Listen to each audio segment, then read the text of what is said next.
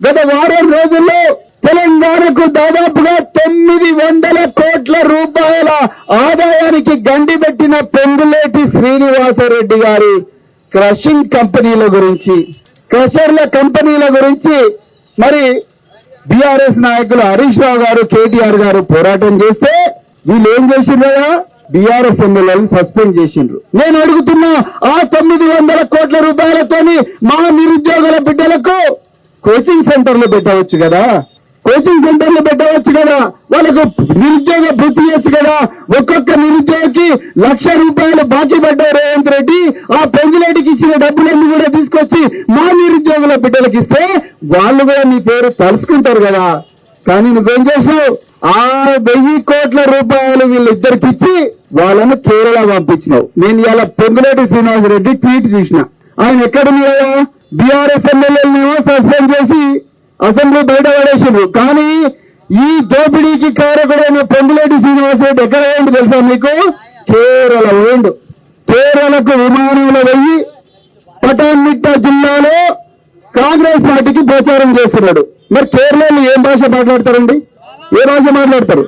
మలయాళం మాట్లాడతారు. పొంగులేటి శ్రీనివాసరెడ్డికి మలయాళం వస్తుందా? మరి మలయాళం రాని పొంగులేటి శ్రీనివాసరెడ్డి మలయాళంలో ఏం ప్రచారం చేస్తాడు? ప్రచారం చేయడానికి పోయిందనుకుంటున్నారా మీరేమన్నా? ఇక్కడ దోపిడీ చేసిన 1000 కోట్ల రూపాయలు తీసుకుపోయి కేరళలో కాంగ్రెస్ పార్టీ ముందర పెట్టిండ్రు.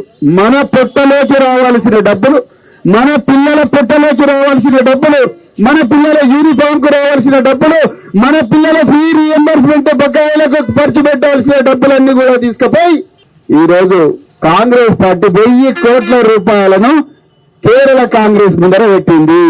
రేవంత్ రెడ్డి ఓపెన్ గా చెప్పిండు, మనం అందరం కూడా కార్యకర్తలు అందరం కలిసి 1000 కోట్లు కూడబెట్టి కాంగ్రెస్ పార్టీకి కేరళలో ఇవ్వలేమా అని చెప్పి ముఖ్యమంత్రి చెప్పిండు.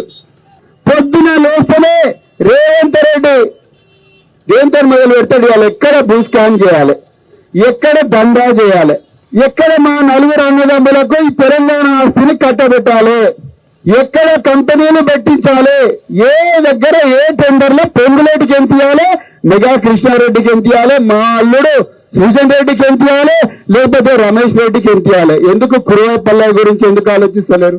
ఈ పాలమూరు ముద్దుబిడ్డ భరత్ అనే విద్యార్థికి ఎందుకు కాంట్రాక్ట్లు ఇవ్వద్దు? ఈ మోనేష్ మహారాజుకి ఎందుకు ఇవ్వద్దు? ఈ మునికి ఎందుకు ఇవ్వద్దు? బాస్ హనుమంతనాయుడికి ఎంత వద్దు? చక్రవర్రావుకి ఎందుకు ఇవ్వద్దు? నాగర్రెడ్డి వెంకటరామరెడ్డికి వద్దు? ఇక్కడ ఉండే నిరుద్యోగ బిడ్డలు ఎంతమంది ఉన్నారో వాళ్ళందరికీ కాంట్రాక్ట్లు ఇస్తే నీ ముళ్ళు ఏం పోతుందా? తెలంగాణ డబ్బులే కదా. నేను అడుగుతున్న తప్పును మీరు ఒకసారి చెప్పరు. నేను తప్పు చెప్తున్నానా? నువ్వు ఎంతసేపు ఎవరికి ఇస్తున్నావు? నిన్న నేను చూసిన, మేము పోయినాం. హరీష్ రావు గారు చెప్తే నేను ఎమ్మెల్సీ దాసోజీ శ్రవణ్ గారు పోయినాం. వట్టి నాగులపల్లిలో ఒక్కొక్క ఎకరం 100 కోట్లు ఉంటుంది. ఒక్కొక్క ఎకరం 100 కోట్లు ఉంటుంది. అందులో రేవంత్ రెడ్డి గారి అల్లుడు రమేష్ రెడ్డి గారు 10 ఎకరాలు మైనింగ్ కోసం తీసుకుంటాడు, అంటే స్టోన్ క్రషర్ల కోసం. ఈయన 10 ఎకరాలు అయితే ఆయనకు 17 ఎకరాలు ఇస్తారు. 10 ఎకరాలు అయితే 17 ఎకరాలు ఇస్తారు. మీరు ఎప్పుడైనా అడిగితే ఇస్తారా? 1 ఇంచు కూడా ఇయ్యారు. ఒక్కొక్క ఎకరం 100 కోట్లు. అక్కడికి పోతే ఈ తెలంగాణ అమెరికాను అనిపిస్తుంది, అట్లుంటది. అక్కడ 17 ఎకరాలు ఇచ్చి వాళ్ళకు క్రషర్ మిషన్లు పెట్టిస్తే ఒక్కొక్క రోజు వాళ్ళ ఆదాయము 3 కోట్ల రూపాయలు. ఒక రోజు 3 కోట్ల రూపాయలు. 24 గంటలు పనిచేసే మిషన్లు. వాళ్ళ నుంచి ప్రభుత్వానికి రావాల్సిన ఆదాయం 100 కోట్లు. కానీ వీళ్ళు ఒక్క పైసా కూడా కడతలేరు. మరి పొద్దున్న లేస్తే మీరు ట్రాక్టర్లలో ఏటి నుంచి ఇసుక వేయకపోతే తీసుకుపోయి పోలీసులు ఏం చేస్తారు? ట్రాక్టర్లను తీసుకుపోయి పోలీస్ స్టేషన్లో పెడతారు, టిప్పర్లను తీసుకుపోయి పోలీస్ స్టేషన్లో పెడతారు, పీడీపీపీ యాక్ట్ కింద కేసులు పెడతారు. మీకు మైనింగ్ లైసెన్స్ లేదని చెప్పి మిమ్మల్ని బొక్కలేస్తారు. మరి ఎందుకు ఇవ్వాలి? రేవంత్ రెడ్డి బంధు రమేష్ రెడ్డిని ఎందుకు వేయలేదు? ఆలోచించరా ఎప్పుడన్నా? మేము ఒక రోజు కొత్వాలగూడ పోయినాం. శంషాబాద్ దగ్గర ఉంటది. కొత్వాలగూడలో రాఘవ కన్స్ట్రక్షన్స్ అని ఒక కంటైనర్ మీద బోర్డు రాసి బాజాప్తా లైసెన్స్ లేకుండా పెద్ద ఎత్తున క్రషింగ్ చేస్తున్నాడు పొంగులేటి శ్రీనివాసరెడ్డి కొడుకు. ఆయన పేరు హర్షారెడ్డి సిద్ధార్థ రెడ్డి.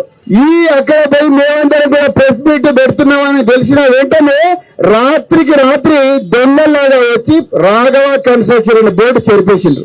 వీళ్ళు దొంగలు కాకపోతే ఏమవుతారండి? ఒక సాక్షాత్తు సీనియర్ కేబినెట్ మంత్రి, రెవెన్యూ మంత్రి ఇవాళ వచ్చి దొంగతనంగా రాఘవ కన్స్ట్రక్షన్ అనే బోర్డు తీసేసి మరి ఇవాళ దోపిడీకి పాల్పడుతున్నాడు.